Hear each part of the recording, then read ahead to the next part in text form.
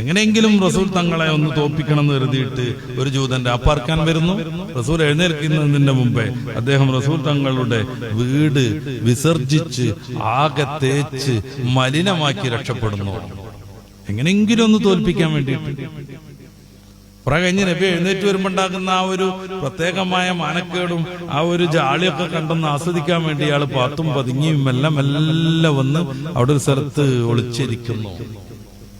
ആ സമയത്ത് ഇയാൾ കാണുന്നത് എന്താ? റസൂലുള്ളാഹി സ്വല്ലല്ലാഹു അലൈഹി വസല്ലം തങ്ങൾ വന്നിട്ട് ഇതൊക്കെ വെള്ളം ഉപയോഗിച്ച് കഴുകി തുടച്ച് വൃത്തിയാക്കുന്നതാണ്. ഒരു സഹായിയെ പോലും വിളിച്ചിട്ടില്ല. ഇത് കാണുന്ന മനുഷ്യന് പിന്നെ പിടിച്ചു നിൽക്കാൻ കഴിയില്ല. ആള് പരിശുദ്ധമായ ഇസ്ലാമിലേക്ക് കടന്നു വരുന്നു. വല്ലദീന ജാഹദൂ ഫീനാ ലനഹ്ദിയന്നഹും സുബുലനാ. നമ്മൾ നേരത്തെ ഓതിയിട്ടുണ്ട് സൂറത്തുൽ അറാഫിൽ നിന്ന്.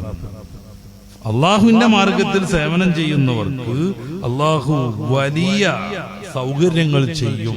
അള്ളാഹുവിലേക്ക് എത്താൻ, പടച്ച റബ്ബിനെ നേരാമണ്ണം മനസ്സിലാക്കാൻ, അങ്ങനെ റബ്ബിന്റെ ലിഖാഉം പ്രതീക്ഷിച്ചിട്ട് സ്വർഗത്തിലേക്ക് നീങ്ങാൻ.